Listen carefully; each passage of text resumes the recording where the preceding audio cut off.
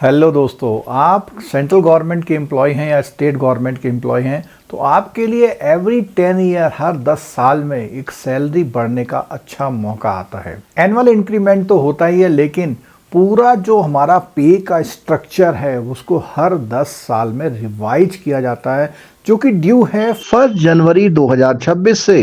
दोस्तों, आज वीडियो बनाने का कारण ये है कि जो 1 नवंबर को पे कमीशन 8th पे कमीशन आना है उसकी अभी तक कोई भी न्यूज़ सुनने में नहीं आ रही है। हाँ, कुछ और तरह की न्यूज़ें ज़रूर देखने को मिल रही हैं। जो न्यूज़ हमें देखने को मिल रही है उस न्यूज़ में एक बहुत बड़ी बात ये आ रही कि जो 7th पे कमीशन था उसने अपना काम फरवरी 2014 से शुरू कर दिया था। सितंबर 2013 में गठन करने के बाद वो जून 2016 में जो रिपोर्ट थी वो गवर्नमेंट ने एक्सेप्ट कर ली थी और नया जो पे रिवीजन है वो लागू हो गया था। यहाँ पर अभी तक उसका कोई भी कमीशन का गठन नहीं हुआ है, तो इसको देखते हुए कयास लगाए जा रहे हैं कि कहीं कुछ बहुत बड़ा परिवर्तन तो नहीं आने वाला है, चाहे वो सैलरी के इंक्रीमेंट के मामले में हो, चाहे डीए के मामले में हो या पेंशन रिलेटेड मामले में हो। तो हमें इंतज़ार करना होगा। जिस तरह की महंगाई बढ़ रही है उस तरह की महंगाई को देखते हुए ये बहुत ज़रूरी है कि पे कमीशन आए और उसमें जो ग्रोथ हो वो इस तरह की हो कि महंगाई जो भी रेगुलर बढ़ती है उसको मीट आउट कर पाए।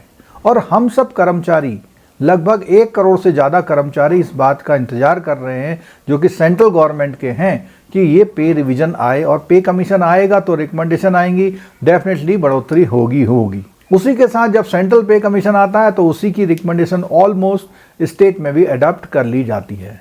पिछला जो पे कमीशन आया था उसमें सरकार को 1 लाख करोड़ जो है हर साल में इतना खर्चा एडिशनल हो गया था। अब यहाँ पर मैं ये भी कहना चाहूँगा कि सरकार की इनकम भी कंपैरेटिवली बढ़ती जाती है और उस पर जो ये एम्प्लॉय का लोड पड़ रहा है, क्योंकि ये जितने भी ऑर्गेनाइजेशन गवर्नमेंट के अधिकतर नॉन प्रॉफिटेबल ऑर्गेनाइजेशन होते हैं, उससे सरकार चलाने में मदद मिलती है। जैसे उदाहरण के तौर पर कहें, पुलिस है, आपका सचिवालय में जितने भी सर्विसेज होती हैं, तो ये नॉन प्रॉफिटेबल काम करते हैं। अब पे कमीशन का गठन अभी रिसेंट में नहीं हो रहा है, ऐसी कंफर्मेशन जो फाइनेंस मिनिस्ट्री में स्टेट मिनिस्टर हैं पंकज चौधरी जी, उन्होंने कह भी दिया है। जब 2016 का पे कमीशन आया था तो जो 6 पे कमीशन में मिनिमम सैलरी 7,000 हुआ करती थी वो मिनिमम सैलरी 18,000 हो गई थी। और बहुत टॉप की बात करें तो जो टॉप स्तर पे जो एम्प्लॉय होते हैं उनकी सैलरी मिनिमम 2.5 लाख रुपए हो गई थी, और वो सर्विस ईयर टू ईयर जो इंक्रीमेंट के साथ वो सैलरी बढ़ती जा रही थी। अगर पे कमीशन आता है तो एक्सपेक्टेशन कम से कम 25 से 30,000 रुपए कम से कम सैलरी मिनिमम होनी चाहिए। और एक फिटमेंट का फैक्टर होता है, फिटमेंट का फैक्टर यानी कि 2.57 जो था 7th पे कमीशन में, उसको 3.5 से 4 तक की उम्मीद की जा रही है। अब डीए हमने देखा है कि साल में 2 बार अनाउंस होता है, जनवरी और जुलाई में, लेकिन उसके साथ ऐसा उम्मीद की जा रही है कि ऐसा होना चाहिए कि जैसे जैसे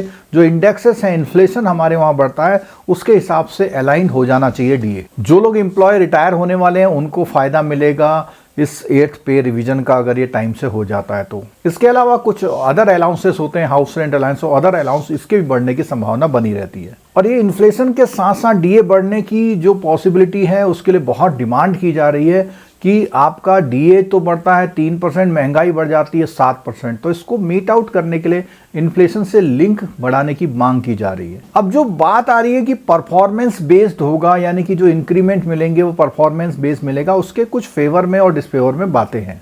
जब परफॉर्मेंस बेस होगा तो परफॉर्मेंस लोग बढ़ाएंगे, क्योंकि जिनको अगर सैलरी अच्छी चाहिए होगी तो जैसे प्राइवेट सेक्टर में होता है वो अपनी परफॉर्मेंस को और अच्छा बेहतर करके देंगे। ऐसा होने पर लोगों की अकाउंटेबिलिटी बढ़ेगी, जिस जिम में जिस काम को जिम्मा सौंपा गया है वो उस काम को करेगा। और इसको कुछ इस तरह से किया जाएगा जैसे प्राइवेट सेक्टर में टारगेट होते हैं कि टारगेट इसने अचीव कर लिए तो उसको जो है सैलरी इतनी ज़्यादा मिल गई और प्रमोशन जल्दी मिल गया। और हमारे वहाँ जो भारत में रिसोर्सेस है उनका यूटिलाइजेशन भी बहुत अच्छा हो पाएगा। अब जो इसकी जो यूनियन है सेंट्रल गवर्नमेंट के एम्प्लॉय की, वो कह रही है कि भैया ये देरी क्यों कर रहे हो, वो नाराज़ हो रही है इस बात पर और कह रही कि जल्दी इसका पे कमीशन का गठन कीजिए। और साथ साथ में उन्होंने ये भी मांग करी भाई जो ओपीएस चला करती थी उसका भी रिस्टोरेशन कर दीजिए। तो दोस्तों, इस बारे में आपका क्या सोचना है आप भी जरूर अपने कमेंट नीचे लिखिएगा और कोई सुझाव दीजिएगा जिससे आने वाले, क्योंकि इस विषय पे अब काफ़ी सारे वीडियोज़ आएंगे और सरकार अगर कुछ करेगी तो आपके सुझाव होंगे वो लोगों तक पहुंचते हैं और जो लोग एक्टिव होते हैं वो सुझाव